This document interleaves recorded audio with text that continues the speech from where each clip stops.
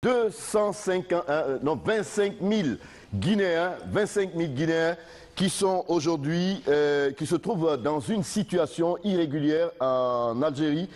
Qu'est-ce qui se passe dans ce pays? Monsieur Fofana Boubacar, qui est à côté de nous, il est président du Conseil de la diaspora guinéenne en Algérie. Avec lui, nous allons parler de cela. Et pour en débattre, parce qu'on va parler de l'immigration illégale, de l'immigration clandestine, on a Fatoumata Sadio Diallo et puis Demba Kébé qui vont analyser et peut-être qu'ils vont s'affronter autour de... Peut-être qu'ils ont des idées communes, on ne sait jamais. Zébal aussi a envie d'intervenir, mais c'est ouvert, c'est un débat ouvert. Vous qui êtes de l'autre côté, si vous avez envie d'intervenir, n'hésitez pas, vous levez le doigt et puis je vous ferai venir avec nous sur ce plateau. Oui, ça s'élargit, hein, ça s'élargit, ça se dilate quoi. L'espace est en train de se dilater dans cette émission. Monsieur Fofana, bonjour. Alors, vous nous avez dit, vous êtes président du Conseil de la diaspora guinéenne en Algérie et il y a un sujet qui vous préoccupe, c'est la situation des immigrants illégaux, irréguliers, hein, guinéens dans ce pays. Vous en avez compté 25 000. Et parmi ces migrants, il y a quelque chose qui vous touche personnellement, c'est le cas des mineurs. Et surtout qu'il y a des jeunes, les mineurs et puis des jeunes filles. Oui, allons-y. D'accord, merci de m'avoir donné l'occasion de m'exprimer sur ce sujet, parce que ça me donne vraiment un véritable fil à retordre en Algérie. Depuis fin 2012, on se retrouve avec une forte immigration guinéenne en Algérie. Et là, nous sommes à plus de 25 000 Guinéens en fait, sur le territoire algérien. Ceux qui sont officiellement recensés au niveau de l'ambassade, c'est des alentours de 15 000. Mais il y a plus de 15 000 autres Guinéens qui ne sont pas recensés. Parce que en fait, l'Algérie, actuellement, c'est le plus vaste pays d'Afrique. C'est-à-dire l'Algérie compte plus de 48 préfectures, ils appellent wilaya. Et dans chaque wilaya, on trouve le minimum, on a 1000 à 2000 Guinéens, ça c'est le minimum, par ville. Et là, ça nous pose d'énormes soucis. Chaque Guinéen qui arrive avec son problème. Parce que qui dit 25 000 Guinéens, dit 25 000 problèmes potentiels. Ou même plus. Oui, ou plus. Parce qu'il y a certains déjà qui nous posent, une seule personne nous pose plus de 2 problèmes, ou 3 à la fois. Donc là, ça nous pose d'énormes soucis. Je me suis dit de passer voir pour qu'on essaye de faire comprendre aux jeunes Guinéens que l'Algérie n'est pas un Eldorado. Il faut que ce n'est même pas une destination, en tout cas dans le cadre de l'immigration. Oui, dans le cadre de l'immigration. Parce qu'une fois que tu quittes la Guinée, tu te retrouves en Algérie, tu te bloques tout de suite. Tu es tout de suite bloqué. La frontière algéro-marocaine est bloquée, est fermée plutôt, ça fait plus de 20 ans. Et tout le monde voit ce qui se passe en Libye actuellement. On ne peut pas se permettre, si ce n'est pas faire un système, si vous me permettez le terme, d'attentat, aller se donner la mort directement, on ne peut pas prendre sa valise et dire qu'on peut se retrouver vers la Libye. Oui, mais est-ce que ceux qui sont en Algérie sont au courant de ce qui se passe en Libye?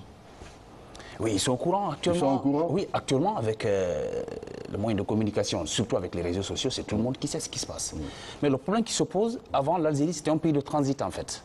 C'est-à-dire les gens quittaient la Guinée, le Mali, à partir du Mali, ils prenaient soit le nord du Mali pour rentrer sur le territoire algérien, ou bien vers le Burkina Faso, Niger, ils rentrent au sud d'Algérie, pour partir en Libye et continuer vers l'Europe.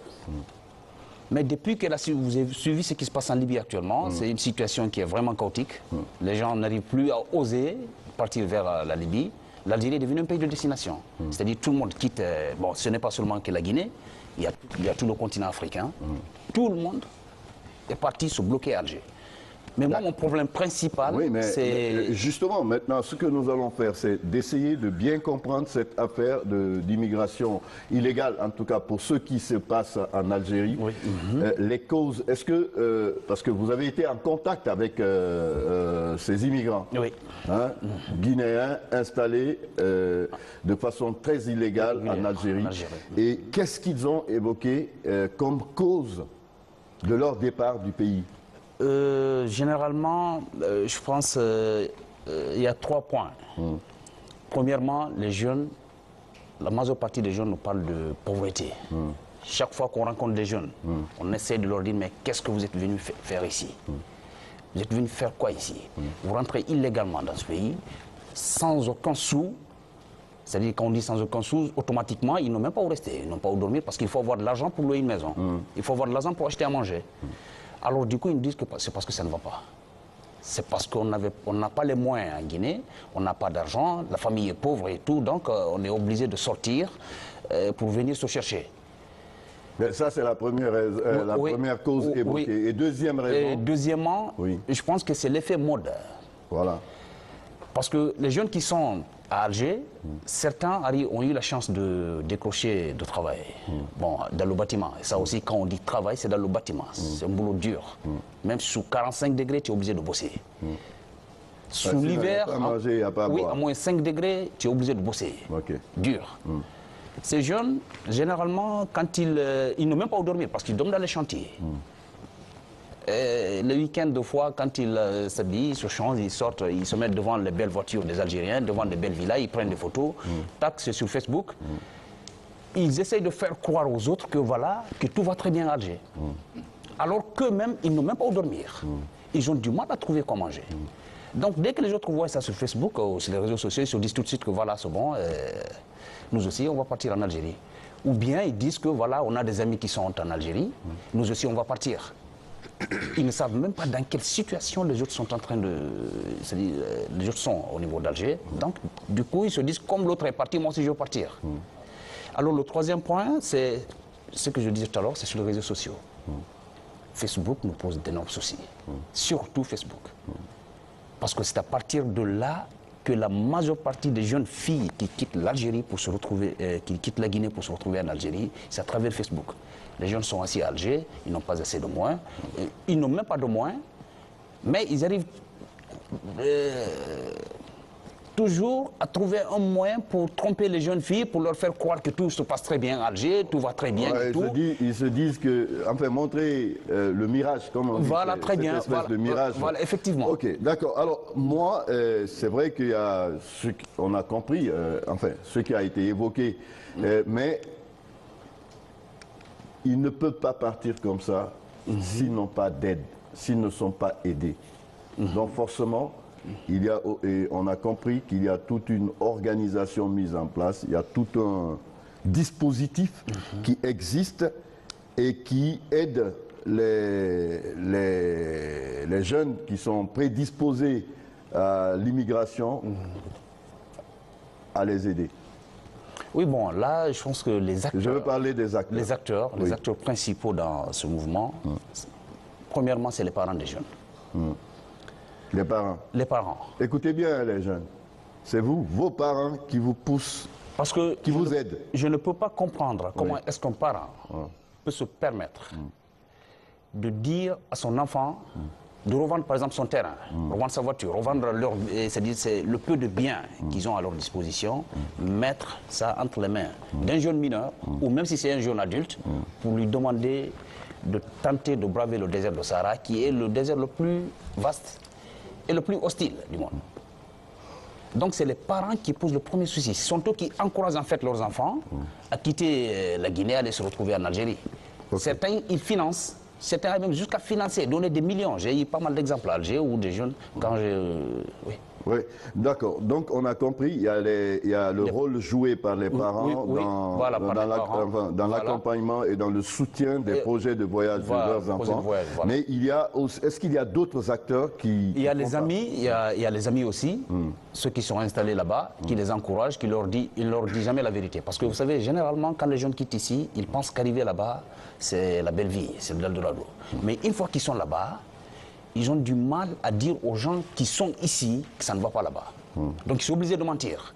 Ils sont obligés de dire aux gens que tout va très bien ici. Ça nous ramène encore à l'idée de ces réseaux sociaux, de ces photos qui sont balancées pour faire croire que tout va bien. Oui, parce que dès qu'ils prennent le téléphone et ils parlent avec leurs amis ici, bon, écoute, moi ça va très bien ici, je dors bien, je mange bien, j'ai l'électricité, j'ai l'eau, j'ai tout ce qu'il me faut, je mange très bien. Donc l'autre, tout de suite, il prend son sac, il met sur son dos. Même s'il faut voler, il vole, il part là-bas. Et autre acteur, il y a maintenant les facilitateurs, bon, je vais appeler ça les facilitateurs, c'est le réseau des passeurs. Voilà, les passeurs. C'est le réseau des passeurs, c'est ce réseau qu'il faut casser. D'accord. Si on veut vraiment lutter contre l'immigration clandestine, on va beaucoup Mais tourner. il y a les passeurs, il y a même des rabatteurs maintenant qui existent, c'est-à-dire ces gens qui vont chercher des jeunes qui cherchent à partir et qui les conduisent vers les passeurs. C'est-à-dire c'est ceux-là qu'on appelle des rabatteurs. Oui, des rabatteurs, mais surtout les passeurs. Les passeurs, d'accord. Parce que c'est les passeurs Il n'y a qui pas sont de les rabatteur acteurs. s'il n'y a pas de passeur. Voilà, c'est ça le problème. Très Parce bien. que s'il n'y a pas le passeur, l'acteur principal dans tout ça, c'est le passeur. Ouais. Parce que ce sont eux qui encouragent les jeunes. C'est-à-dire à partir des aides de Bamako, on peut trouver des bus qui dit aux gens Espagne direct, France direct, Italie direct. Donc c'est là où le problème commence. Ok. Alors, on va parler maintenant de l'itinéraire et les conséquences rapidement parce que... Bon, l'itinéraire, c'est à partir de Bamako.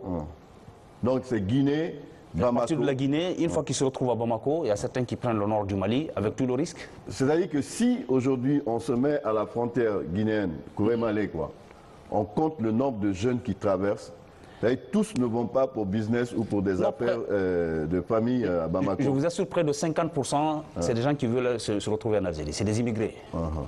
Les 50%, tous ceux qui traversent, les jeunes Guinéens qui traversent la frontière Kourémalé, la majeure partie, c'est des immigrés. Donc il faut qu'on essaie de... Donc, c'est Guinée, Mali, donc Bamako. Oui, à partir de Bamako. À partir de là, maintenant... À partir de Bamako, ils se dispersent. Bon, il y a les gens, ceux qui osent plus, passent par le nord du Mali. Et tout le monde sait que le nord du Mali, c'est un sanctuaire terroriste. Du nord du Mali, ils se retrouvent vers le sud. Peut-être qu'il y en a qui se font engager même là-bas, quoi. Oui, carrément. Oui, bien sûr, c'est possible. C'est possible. Parce que avec là, c'est au niveau des conséquences. On va y aller vite fait parce que... Voilà. Il y a des gens qui veulent réagir rapidement. Voilà, à partir du nord du Mali et le sud d'Algérie. Sinon, ceux qui osent moins, qui ont plus de moyens, ils passent du Mali au Burkina, Niger, voilà, le sud d'Algérie. Alors, les conséquences. Les conséquences... C'était normalement ça, l'os. C'est énorme. Voilà, conséquences. Mais surtout, c'est que vous avez vu dedans des situations des mineurs et des jeunes filles. Parlez rapidement de cela parce qu'il y a nos amis qui veulent réagir. Les conséquences, il ne faut pas qu'on oublie que le nord du Mali est un coin jonché terroriste. C'est un problème de sécurité. Si par exemple ces jeunes Guinéens, on ne le souhaite pas, sont récupérés par des terroristes au nord du Mali, ils les font endoctriner ces gens-là. Et puis ils les font subir des lavages de cerveau. Ouais. Ils reviennent. Ils vont les instrumentaliser contre le peuple de Guinée, c'est-à-dire contre leurs propres frères. Parce que déjà ils sont guinéens, ils deviennent, comme on dit, c'est la cellule dormante. Voilà, c'est ça le problème. Et une fois qu'ils remettent pied ici, ça sera beaucoup plus difficile de contrôler un djihadiste, je ne le souhaite pas, guinéen, qui est né ici, qui a grandi ici, que de contrôler un djihadiste étranger. Si quelqu'un quitte par exemple l'Afghanistan ou un autre pays, ou le Nigeria ou le nord du Mali pour venir ici en tant qu'étranger, son mouvement sera beaucoup plus restreint. Ok, alors ce qui va se passer, parce que vraiment je crois que on ne peut pas rentrer, épuiser toutes les conséquences. Qui veut réagir? Il y a Fatoumata Sadio Diallo, et puis Demba, il y a Mohamed, éventuellement Bangoura, il y a Mohamed Bangoura aussi. Qui veut commencer? Qui veut réagir? Rapidement, hein, parce que vous savez qu'il y a les artistes qui nous attendent. Et on a un troisième sujet. Merci, M. Condé. Merci à vous qui nous pratiquez. Moi, je me mets un peu dans la peau d'un jeune migré, comme vous le dites. Immigrant. Ou immigré, comme disait Bal. D'accord. Voilà.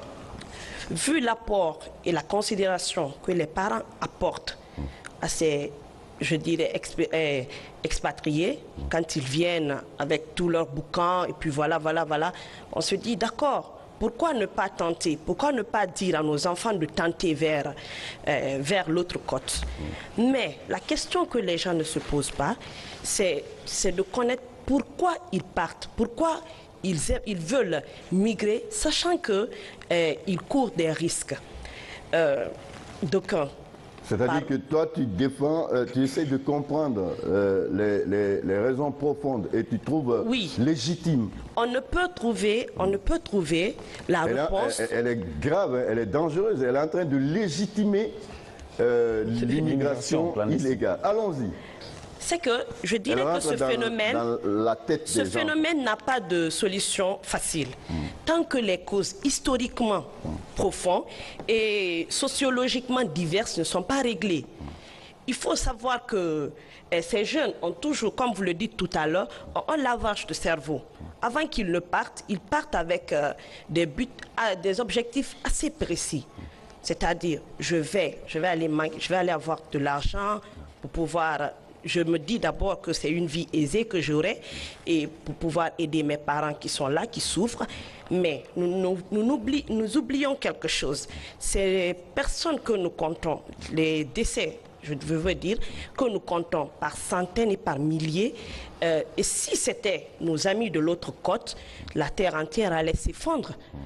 Il faut se dire la vérité. Dans ce cas, je ne condamne, tout ce que je condamnerais, c'est la façon, la voie qu'ils obtiennent pour partir. Qu'ils empruntent pour partir. D'accord. Voilà. Sinon, nos amis de l'autre côte, ils viennent, ils s'enrichissent. De nos ressources sol et sous-sol. Alors rapidement, ce qui veut dire que toi, tu comprends les motivations profondes de ces jeunes qui décident de partir parce qu'ils espèrent gagner une vie meilleure et puis aider leurs parents au pays. Bien sûr. Et des exemples, mais ils sont... C'est ce que monsieur Fofana disait, l'effet de mode. Mais le plus souvent, ceux qui reçoivent comme information, cette information, elle est fausse. D'accord. Alors, Demba Kébé, rapidement, parce que le temps, la montre tourne. Bonjour à l'assistance, bonjour aux téléspectateurs qui nous suivent à présent. Le phénomène de l'immigration clandestine est un problème très grave. Et aujourd'hui, ça constitue un énorme défi pour nos gouvernements, un défi qu'il faut y relever, mais qu'ils ont du mal à le relever. Je voudrais d'abord cerner le problème dans son contexte historique. Elle a dit tout à l'heure que l'immigration clandestine, qu'il faut comprendre, il faut se mettre dans la peau des immigrés. Je suis d'accord avec elle sur ce point-là. Il faut comprendre qu'il fut un temps en Afrique, la traite négrière est passée par là. C'était de l'immigration. S'il y a une immigration qu'on doit considérer de clandestine, qu'on doit même considérer de la plus injuste de toutes les immigrations, c'est bien cette traite négrière d'abord. Les explorateurs sont passés en Afrique et ils ont ouvert la voie à l'entreprise coloniale. Ça, c'est de l'immigration. Bien. En parlant de ce contexte historique de l'immigration, je ne suis pas là en train d'encourager l'immigration clandestine telle qu'elle se passe aujourd'hui en Afrique.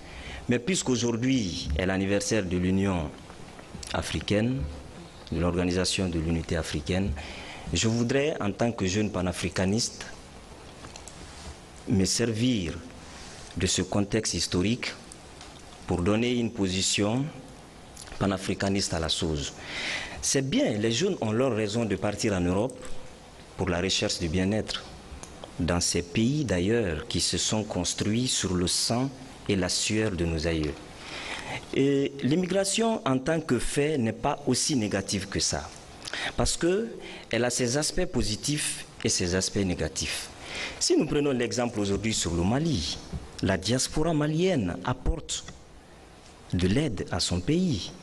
Et elle est même à l'origine du développement national de ce grand pays. Oui, mais est-ce que pour autant, il faut que les jeunes se jettent à la mer? J'en viens. Je dis que le problème, l'immigration clandestine n'est pas aussi négative que ça. Si on le comprend. Oui, le problème qui se passe, on est dans l'immigration illégale. Oui, mais monsieur Guessira Condé, je suis d'accord avec vous. Cette immigration, elle est dite illégale. Il y a beaucoup de choses qui tournent autour de ça. C'est-à-dire illégale parce que les gens sont installés en Algérie sans aucun document. Ne prenons pas seulement l'exemple sur l'Algérie. C'est un phénomène. Que ce soit en Algérie ou ailleurs, les gens qui quittent, ils vont sans aucune autorisation, sans aucun document les autorisant à s'installer dans ces pays. Ils rentrent frauduleusement, ils sont là, il y en a, bon, si c'est dans les pays occidentaux, c'est-à-dire qu'ils sont obligés de se cacher. J'ai vu des Guinéens en France qui volent le métro, mais parfois on attend. Non, je t'explique. C'est-à-dire que dès que le métro gare, ce n'est pas tout le temps qu'il y a contrôle, mais dès que le métro s'arrête, tu as parfois des contrôles inopinés par la police. Tu as tout de suite, dès que les portes s'ouvrent, tu as la police, tu ne peux pas reculer. Et ils vous disent, venez, venez messieurs, venez messieurs, venez messieurs, présentez vos papiers, présentez vos papiers. Et c'est là-bas, il y en a, je vous le jure, j'ai vu des gens qu'on menottait et qu'on amenait. Donc, c'est-à-dire, on est en train de parler de l'immigration illégale. Dans ses causes et dans ses conséquences. Illégale. Oui. Et on ne peut pas seulement aborder le problème dans son aspect négatif. Là, je ne serais pas d'accord avec vous. Non, je ne suis pas dans l'aspect négatif. Je comprends. Les causes... Est-ce qu'il faut encourager? Non, non. Voilà. Nous Parce qu'on voit les pas conséquences. Monsieur Fofana nous relate. C'est un fait qu'on ne peut en aucun cas encourager. Premièrement, la plus grave conséquence de l'immigration clandestine aujourd'hui est que l'Afrique est en train de perdre cette jeunesse-là qu'on peut loger dans le cadre de la fuite des cerveaux. Et ces jeunes-là, si ils pouvaient rester en place, entreprendre ici et contribuer au développement de leurs pays respectifs, c'est mieux. Ça, ce sont des conséquences. Et d'ailleurs, c'est l'une des conséquences la plus majeure. Mais d'autre part, avoir un frère ou un parent aujourd'hui en Europe est synonyme de bonheur et source d'espoir. Oui, mais justement, c'est ce... Parce que en étant là-bas, c'est une porte... C'est ce mirage qu'il est... Est-ce que pour ça, pour cette quête du bonheur, est-ce qu'il ne faut pas trouver des voies légales que de passer par la mer? On a vu les résultats. Et s'ils n'ont pas les moyens de passer par la voie légale? Qui sont en Algérie, c'est-à-dire qu'ils ne... Est-ce que ce n'est pas du travail au noir qu'ils font, pour la plupart? La plupart, c'est travail au noir. Les conséquences sont énormes, les conséquences sont graves, je suis d'accord. Mais il n'en demeure pas moins que nous abordions le problème dans son aspect positif aussi. M. Kébé, vous savez, il faut qu'on essaye de placer les choses dans leur contexte. Actuellement, le monde entier est en période de crise. L'immigration, il y a 10 ans ou 15 ans en arrière, et l'immigration actuelle, la clandestine, ce n'est pas la même chose. Avant, l'Europe avait besoin de la main-d'œuvre. Même l'Algérie, hein, jusqu'en 2013-2014, l'Algérie avait vraiment besoin de la main-d'œuvre dans le bâtiment. Mais ils ont tellement pris des gens, ils ont tellement recruté, les gens ne faisaient que venir, finalement, ils n'ont plus besoin. Donc, actuellement... Est-ce que pour cette quête du bonheur, est-ce qu'on peut expliquer... Il n'a pas à m'enseigner cela, nous en connaissons tous les conséquences. Est-ce que tu trouves normal, juste humain, les conditions dans lesquelles il le dit? Non. Les gens, ils sont sans papier, ils n'ont pas où dormir, ils n'ont pas de boulot, ils n'ont pas de quoi manger, ils souffrent. Mais je suis d'accord avec lui, les conséquences sont graves. L'exemple le plus éloquent vient de se passer en Libye. Dans les différentes ambassades, c'est très difficile d'obtenir le visa. Au-delà de ça, vu les difficultés que les uns les autres rencontrent dans la cité, ils se disent d'accord, mieux vaut aller de l'avant que de vivre. Alors, on va donner la parole à Mohamed rapidement. Après Zébal, tu interviens. Mohamed, oui, allons-y. Voilà, bonjour à tout le monde. Oui. Mais ça n'explique pas l'obtention de ces visas. D'accord, pour, n'est-ce pas, voyager illégalement ou régulièrement. Moi, d'abord, je condamne avec la plus grande énergie ou la dernière énergie d'immigration clandestine. On a dit c'est clandestine, c'est pas permis. D'accord? Donc moi, en aucun cas, je ne peux encourager, n'est-ce pas, cette action-là. Tout ce que je peux dire peut-être, c'est De passer par la voie légale. C'est de passer par la voie légale, ça c'est un. Oui. Et d'interpeller, n'est-ce pas, nos autorités. Parce que si vous voyez que les gens quittent, c'est parce que ça ne va pas dans le pays. Peut-être c'est d'ouvrir, n'est-ce pas, les voies et les moyens pour les jeunes, pour qu'ils restent ici. Ok. C'est ça. Zébal, rapidement. Bon. Et on va demander à la coordination nationale des comédiens de Guinée de se préparer. On va faire une pause avec Zébal, oui, après bon, Zébal. En fait, moi, mon problème, c'est que je le comprends déjà. Quand on me dit l'obtention des visas et tout, c'est pas facile et tout, c'est vrai. Les Blancs qui viennent chez nous, c'est plus facile pour eux de venir en Afrique. Mais les Africains, pour aller en Europe, c'est encore plus difficile. Donc, je me dis, les gars, dans la tête, ils se disent, bon, on ça va récupérer la dette coloniale. Ce qu'ils nous ont volé, on va aller prendre. Mais mon frère, Facebook, on dit Facebook, c'est le problème. Non, moi, je ne suis pas d'accord. Tu vois sur Facebook, on vous montre que les gens sont en train de se noyer. Ils sont en train de mourir. Tous les jours, on fait des publications comme ça. Ils sont en train de vendre les gens en Libye. Toi et puis ton papa, vous vous asseyez, il vend son terrain, il prend l'argent, il te donne, et puis tu prends la route, tu traverses le désert, tu t'en vas jusqu'à là-bas, on te prend là-bas encore, et puis après on dit c'est immigration. Non, non, non, tu as cherché. Moi, je n'ai pas pitié de toi dans ça. Tu as cherché.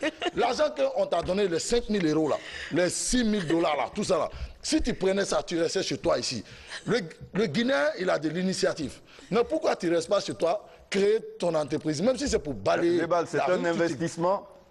Toi, tu dis, tu vas investir dans quoi si tu as 5 000, 6 000 dollars? On peut investir dans tout. Même pour nettoyer les routes, on peut investir. Ok, nettoyer tu investis dans... Mais lui aussi, voyager, c'est son investissement. D'accord, mais son investissement là, oui. Son investissement, là, c'est un investissement à risque. Oui. Et puis, c'est pas un risque financier, c'est un risque pour sa vie. Oui. Pour sa vie. Parce que l'argent qu'il a pris là, s'il prenait l'argent là pour investir ici, il allait se faire quelque chose. Okay. On va finir avec ce débat, on va faire la synthèse rapidement. Donc moi je reviens là-dessus. En fait, il faut comprendre, on n'est pas sur les avantages inconvénients de l'immigration, on est sur le cas des mineurs et des jeunes filles. Il y en a qui sont violés et puis voilà, ils sont surtout violés et c'est extrêmement grave. Rien ne justifie ce genre de violence, ce genre d'humiliation, ce genre d'avilissement de l'être humain. Et c'est-à-dire, quel que soit ce qu'on peut gagner de l'autre, surtout comme le dit Zébal, tu ne sais même pas, c'est un risque et c'est tout à fait aléatoire parce que tu ne sais pas, en mettant 5 000 dollars, 5 000 euros, est-ce que tu arriveras à destination? Le problème, c'est ça. Ceux qui sont coincés, que faut-il faire pour eux aujourd'hui? Qu'est-ce qu'il faut faire? Et que faut-il dire à ces jeunes qui nous suivent et qui ne sont pas partis encore, mais qui sont tentés de partir? Voilà la question. Je voudrais bien dire aux jeunes qui sont tentés par l'immigration clandestine d'arrêter. Parce que le nord du Mali... le sud d'Algérie, l'Algérie déjà il n'y a plus d'emploi. C'est pas comme avant où le bâtiment prenait des gens en charge. Et je veux lancer aussi un appel vraiment solennel aux autorités guinéennes de nous aider. Lorsque le ministre des Affaires étrangères a été à Alger, j'ai eu à en parler avec lui, de nous aider à faire rapatrier tous ces mineurs qui sont à Alger. J'ai eu à parler avec certains cadres guinéens, ils m'ont demandé de passer par l'OIM, mais l'OIM ne fait que rapatrier, c'est un système de retour volontaire en fait, avec l'OIM. Mais ces mineurs qui sont à Alger, qui n'ont absolument rien à faire là-bas, ils ne peuvent pas aller à l'école, ils ne peuvent pas faire un métier là-bas. Ils vivent dans des situations vraiment difficiles, assez compliquées. Mieux vaut qu'on les ramène ici pour ne pas qu'ils traînent là-bas jusqu'à ce qu'ils deviennent des enfants de la rue, des gros bandits, des grands bandits. Ils vont revenir ici, ils vont nous poser des problèmes de société demain ou après-demain. Donc ils nous aident vraiment à nous faire rapatrier tous les jeunes mineurs qui se trouvent en Algérie. Maintenant, on a pas mal de cas, des cas de maladies extrêmes, parce que certaines jeunes filles sur le long du désert, elles se font violer, elles n'ont pas le choix. C'est la raison du plus fort. Elles arrivent avec des maladies, certains sont enceintes. On est obligé de faire face à tout ça sans l'appui de qui que ce soit. Et ça commence vraiment à nous poser de soucis. Si ce n'est pas l'appui de récemment avec notre consul, qui nous a ramené une consul à Alger, Madame Barry, qui essaie de faire un effort avec le chargé d'affaires, M. Touré. Ils ont essayé de faire un effort récemment. Ils sont allés jusqu'à trouver un avocat pour essayer de défendre la communauté guinéenne quand ils ont des petits problèmes. Mais en fait, il n'y a pas de fonds. qui est là pour faire face à tous ces problèmes. Et il faudrait vraiment qu'ils nous aident. 25 000 Guinéens, c'est trop. Alors, qu'est-ce que vous voulez dire concrètement? C'est-à-dire qu'il ne faut pas les garder, il faut trouver un moyen pour évacuer, pour rapatrier ces 25 000. Parce qu'il faut comprendre que l'Algérie a commencé déjà à faire rapatrier. Mais le système de rapatriement algérien, ça ne respecte pas en fait la dignité humaine. Il faut qu'on se dise la vérité. Non, mais vous m'avez dit à un moment qu'ils craignent, en Algérie, ils craignent aussi les rapatriements massifs parce qu'ils redoutent des questions diplomatiques. Oui. Surtout avec la Guinée. D'accord, mais ils sont en train de rapatrier les gens. Oui. Ils prennent des gens dans des camions, ils les jettent à 25 km du poste de contrôle du Niger. Mais ça ne concerne pas les Guinéens. Ça concerne les Guinéens, ça concerne toutes les nationalités du continent africain. Ouais. Ça concerne toutes les nationalités. Donc, on me signale qu'il ne reste plus que 2 minutes. Bon, moi, oui, voilà. 2 minutes. Moi, je pense que au-delà de tout ce que, n'est-ce pas, nous disons ici, comme conseil, il est temps pour ces jeunes, n'est-ce pas, d'arrêter. Et je crois que c'est le message le plus important. On a eu tout ce débat, on a vu les causes, les conséquences, les acteurs, l'itinéraire, etc., etc.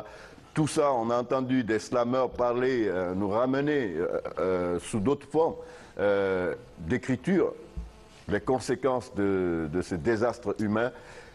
Tout cela, c'est pour vous dire de trouver une voie légale si vous voulez immigrer. Ce n'est pas interdit d'immigrer, mais sachez qu'aujourd'hui, il y a des gens, 25 000, qui se retrouvent dans des conditions extrêmement difficiles. Si vous partez par cette voie, ce n'est pas certain que vous arriviez à destination. Donc, tout cela, ce n'est pas pour vous décourager, non, c'est juste attirer votre attention sur ce qui vous attend. Voilà. Je vous remercie d'être passé, M. Fofana, Mohamed Bangoura, Fatoumata Sadio Diallo, Demba Kebe, Zebal, Bangoura, Yaya Kassé. On va dire merci à la CNCG, Coordination nationale des comédiens de Guinée. Merci également à Aïcha Niol, il paraît que tu t'appelles Aïcha Niol, et à Yanati Keita, qui ont travaillé autour de cette émission. Merci à tous les techniciens, aux caméramans, les régisseurs, le son, sauf une personne là-haut. Voilà, je dis merci à tous et on se retrouve la semaine prochaine, s'il plaît à Dieu.